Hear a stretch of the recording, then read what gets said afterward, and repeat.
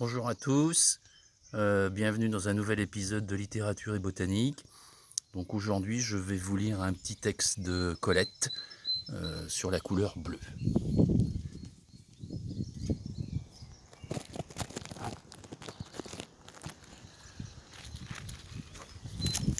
Bleu.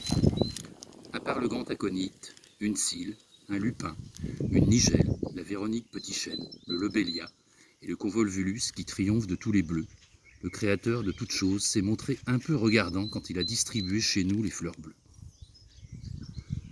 On sait que je ne triche pas avec le bleu, mais je ne veux pas qu'il m'abuse. Le muscari n'est pas plus bleu que n'est bleue la prune de monsieur.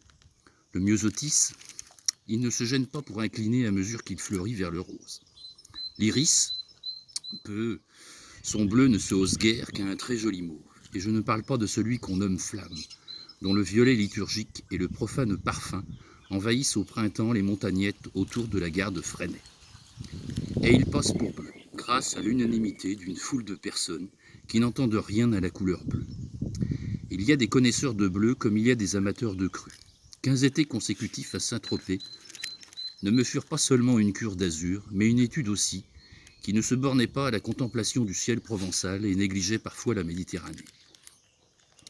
Je n'allais pas mendier le bleu au clair lit de sable fin où la vague se repose, sachant bien qu'à peine né de l'aurore, le bleu de la mer serait mordu cruellement par le ver insidieux, qui éteint au ciel la dernière étoile, et que chaque point cardinal, quittant le bleu instable, choisit sa couleur céleste. L'est est violacé, le nord d'un rose glacial, l'ouest rougeoyant, et gris le sud.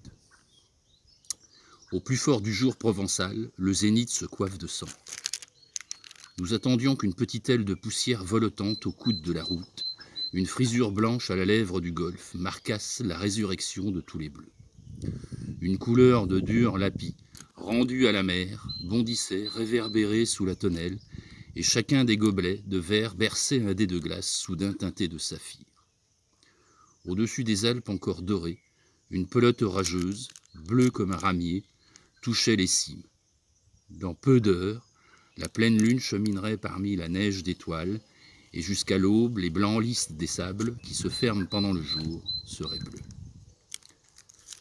Voilà, je vous souhaite une bonne fin de journée et vous dis à bientôt pour de nouvelles histoires de botanique et de poésie.